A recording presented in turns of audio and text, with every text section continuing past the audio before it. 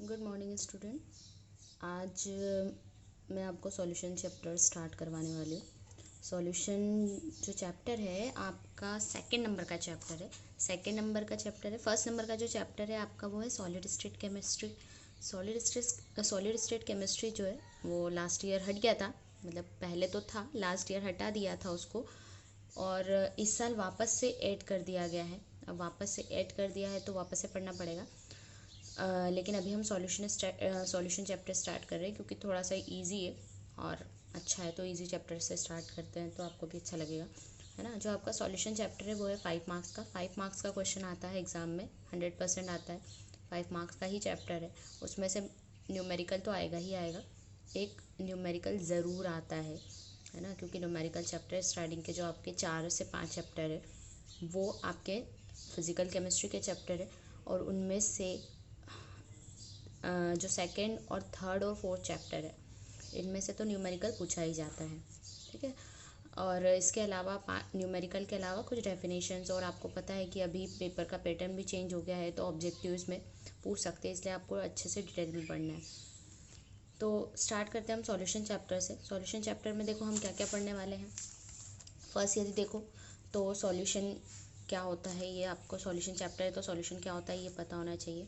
उसके अलावा हम formation of different type of solution, क्या क्या डिफरेंट टाइप के, कितने डिफरेंट टाइप के सॉल्यूशंस होते हैं वो पढ़ने वाले हैं।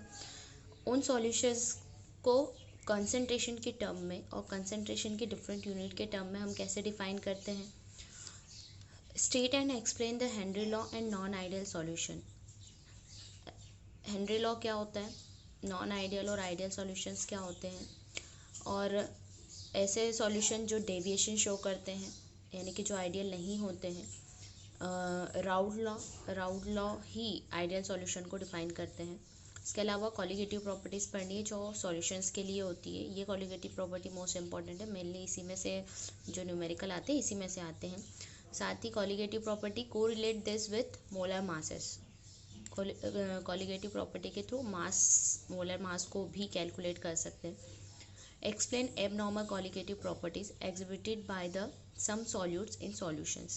Abnormal colligative properties related to the colligative properties.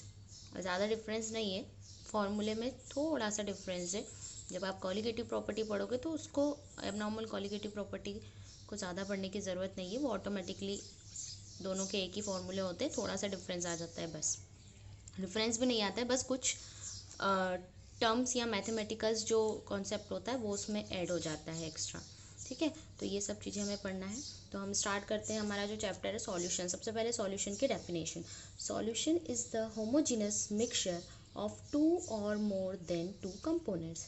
Solution क्या है, इज़ अ होमोजीनस मीन्स एक जैसा मतलब सॉल्यूशन मीन्स क्या, दो या दो चीज़ों को मिला देना, है ना। मिक्सचर ऑफ टू और more than two component, mixture है एक तरह का, और ऐसा मिक्सचर जो कैसा होमोजीनस हो, मतलब उस मिक्सचर में आप चीज़ों को पहचान ना पाओ, कंपोनेंट्स को पहचान ना पाओ कि कौन कहाँ से है, एक जैसा दिखाई दे, ठीक है।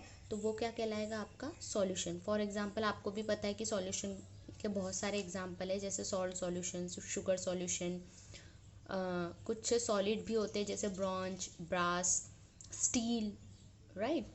कुछ गैसेस भी होते हैं जैसे हमारी एयर, जो हमारे एटमॉस्फेयर में एयर है, is also a solution, is a mixture of homogeneous mixture of air या homogeneous mixture of different gases, ठीक है। तो ये सब क्या है, सॉल्यूशन के एग्जांपल है। जब हम सॉल्यूशन टर्म आती है हमारे दिमाग में तो एक ही चीज़ आती है, solution means liquid, solution means salt solution और sugar solution, but not only this liquid mixture called solution, solid भी सॉल्यूशंस हो सकते हैं या गैसेस भी सॉल्यूशंस होते हैं, ठीक है।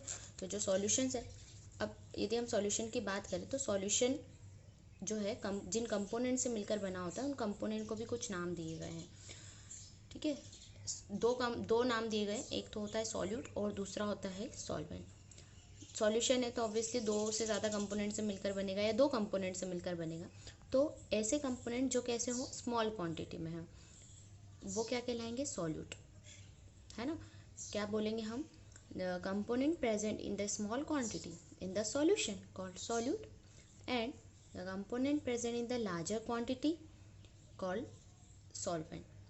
ओके, तो दो चीज़ें होती है सॉल्यूशन में, सॉल्वेंट और सॉल्वेंट, राइट।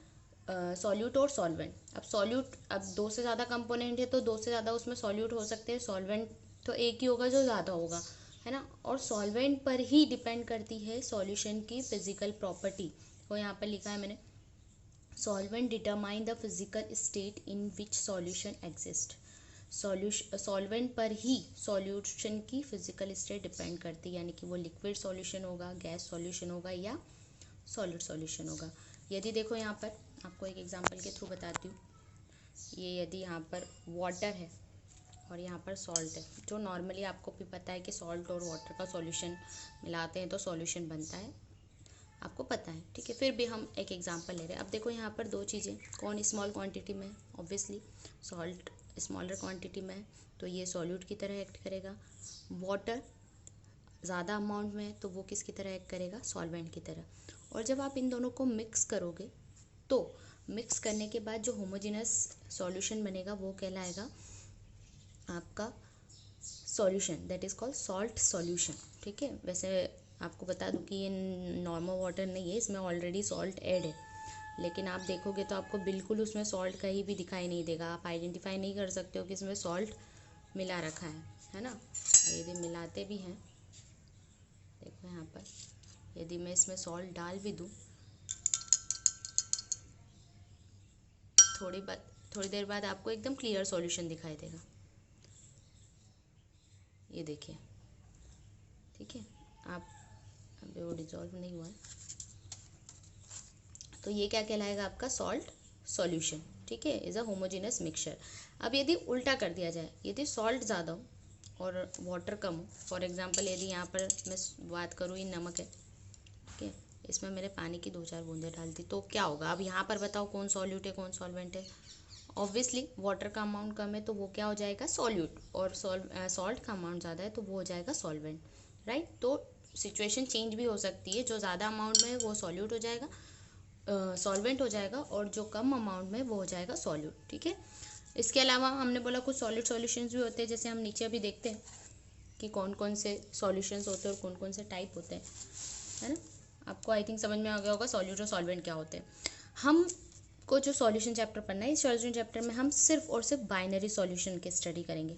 अब बाइनरी सॉल्यूशंस क्या होते हैं, बाइनरी सॉल्यूशन जिसमें केवल दो कंपोनेंट हो, ठीक है, यानी कि एक सॉल्यूट और एक सॉल्वेंट, बस, तो वो कहलाएंगे आपके बाइनरी सॉल्यूशंस। और हमें इस चैप्टर में, पूरे चैप्टर में हम बाइनरी सॉल्यूशंस के बारे में ही पढ़ेंगे।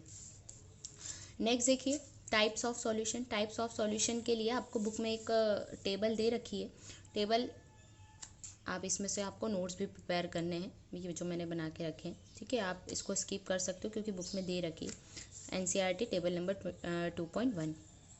टाइप्स ऑफ सॉल्यूशन क्या दिया है, टाइप्स ऑफ सॉल्यूशन में, टाइप्स ऑफ सॉल्यूशन, उसमें सॉल्यूशन में कौन सा सॉल्यूट है कौन सा सॉल्वेंट है और उसके एग्जाम्पल, ठीक है। अब यहाँ पर देखो टाइप्स में 3 टाइप्स है, गैस, लिक्विड और सॉलिड सॉल्यूशन। गैस सॉल्यूशन, नाम से ही पता है कि गैस सॉल्यूशन है, मतलब सॉल्वेंट क्या है, यहाँ पर गैस है। लिक्विड सॉल्यूशन है, मतलब यहाँ पर सॉल्वेंट क्या है, लिक्विड है।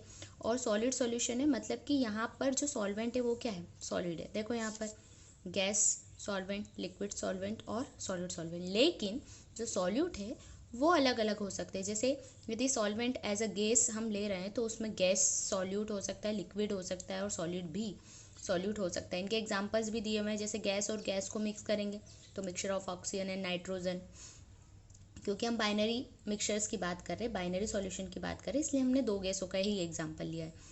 लिक्विड और गैस को मिलाए, फॉर एग्जाम्पल लिक्विड के फॉर्म में हमने लिया chloroform mixed with nitrogen gas, ठीक है, तो वो बना लेगा क्या, लिक्विड गैस, यह गैसेस सॉल्यूशन, क्योंकि जो फिजिकल स्टेट होगी ऑब्वियसली वो गैस की वजह से होगी, ना कि सॉल्यूट की वजह से।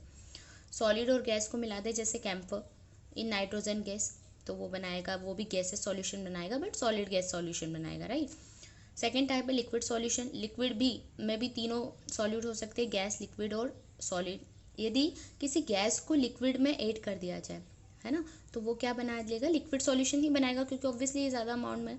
अब इसका एग्जांपल क्या हो सकता है, जैसे ऑक्सीजन डिजॉल्व इन वाटर। सबको पता है कि जो वाटर रिसोर्सेज होते हैं उसमें ऑक्सीजन, नेचुरल ऑक्सीजन डिजॉल्व होती है ना, मतलब कि जो वाटर है वो मिक्सचर है ऑक्सीजन का और वाटर का। इसके अलावा आपको ये भी पता है कि उसमें वाटर में ऑक्सीजन के अलावा भी बहुत सारी चीज़ें डिज़ोल्व होती है, बहुत सारे सॉल्ट डिज़ोल्व होते हैं। ऐसा तो नहीं हमें अलग से सॉल्ट दिखाई देते, कैल्शियम होता है, सोडियम होता है, तो ये सारे क्या होते हैं, डिज़ोल्व फॉर्म में होते हैं ना। मीन्स वाटर भी क्या है, एक तरह का सॉल्यूशन है डिफरेंट कंपोनेंट का। उसके अलावा आपको पता है कि जो कोल्ड ड्रिंक्स होती है, कोल्ड ड्रिंक्स में भी गैस, कार्बन डाइऑक्साइड गैस क्या होती है, डिज़ोल्व होती है। लेकिन जो कोल्ड ड्रिंक्स होती है उसका जो फिजिकल नेचर होता है वो कैसा होता है, लिक्विड। मीन्स उसमें लिक्विड सॉल्वेंट है, और गैस जो है वो क्या हो गया, solute. Similarly liquid liquid solution, liquid liquid solution के भी बहुत सारे एग्जांपल आपको पता है। जैसे अल्कोहल को वाटर में डिसॉल्व कर दिया, अल्कोहल और वाटर दोनों ही लिक्विड है, दोनों को मिलाएंगे तो क्या बनेगा, लिक्विड सॉल्यूशन। सॉलिड और लिक्विड, जैसे ऑब्वियसली अभी हमने सॉल्ट और वाटर को मिलाया था, ग्लूकोज को वाटर में डाल दो, बहुत सारे एग्जाम्पल है। हमने टाइट्रेशन किया था तो KMnO4 के जो क्रिस्टल थे उसको वाटर में डिसॉल्व करके KMnO4 का सॉल्यूशन बनाया था, राइट। वो भी क्या था, सॉलिड लिक्विड सॉल्यूशन का एग्जाम्पल था। सॉलिड सॉल्यूशन, सॉलिड सॉल्यूशन में भी same, gas solid, liquid solid और सॉलिड सॉलिड क्या होते हैं, सॉल्यूशंस होते हैं। सॉलिड और गैस को मिलाए, for example solution of hydrogen and palladium, hydrogen और पैलेडियम को मिला दिया जाए। लिक्विड और सॉलिड, जैसे अमलगम, मरकरी आपको पता है लिक्विड फॉर्म में होती है, यानी कि रूम टेम्परेचर पर मरकरी लिक्विड फॉर्म में मिलती है, और सोडियम, दोनों को मिलाएंगे तो अमलगम बनेगा, है ना। एक पेस्ट लाइक स्ट्रक्चर बनता है, थोड़ी देर बाद वो हार्ड हो जाता है, ठीक है, और क्या बना लेता है, सॉलिड सॉल्यूशन। सॉलिड और सॉलिड, जैसे copper in gold, brass, bronze, ठीक है, ये सब क्या है, सॉलिड सॉल्यूशन है, जहाँ पर लिक्विड सॉल्वेंट भी सॉलिड है और सॉल्यूट भी सॉलिड है, ठीक है। जैसे ब्रॉन्ज, जैसे देखो यहाँ पर ये स्टील, ये जो अभी ये स्टील है, राइट। अब आपको ये देखने पर ऐसा नहीं लगेगा ना, एज अ मेटल ऐसे ही लग रहा है, लेकिन प्योर मेटल नहीं है। स्टील इज अ सॉल्यूशन, ये भी एक तरह का सॉल्यूशन ही है, सॉल्यूशन है, is a called solid solution, ठीक है। स्टील, जैसे इसमें क्या क्या है, आयरन है ना, आयरन के साथ कार्बन है, बेसिकली दो मेजर कंपाउंड है इसके, आयरन और कार्बन, जो ज़्यादा अमाउंट में इसमें परसेंटेज में प्रेजेंट होता है। इसके अलावा इसमें वेनेडियम है, क्रोमियम है, कॉपर है, तो इन सब का मिक्सचर है। स्टील इज़ अ सॉल्यूशन, है ना। इसके अलावा आपको ब्रॉन्ज भी पता है, सबके घर में होता है ब्रॉन्ज, ठीक है। ऐसे तो हमें लगता है कि ये कॉपर का बना है, बट ये प्योर कॉपर नहीं है, ये भी क्या है, एक तरह का सॉल्यूशन है। किसका सॉल्यूशन है ये, कॉपर और जिंक का, राइट, नहीं सॉरी, कॉपर और टीन का, कॉपर और जिंक इज़ अ ब्रास, तो ये भी क्या है, सॉल्यूशन है। अभी ऐसे हम सोचते नहीं ना घर में कि ये सब चीज़ें भी सॉल्यूशन हो सकती है, बट इज़ अ सॉल्यूशन। तो स्टील, ब्रॉन्ज, ये भी क्या है, सारे सॉल्यूशंस है। तो आई होप आपको समझ में आ गया होगा कि सॉल्यूशन क्या होते हैं, है ना, और कितने टाइप के होते हो। और इसके अलावा भी बहुत सारे एग्जाम्पल आप डेली लाइफ में देख सकते हो कि कौन से सॉल्यूशन के एग्जाम्पल है।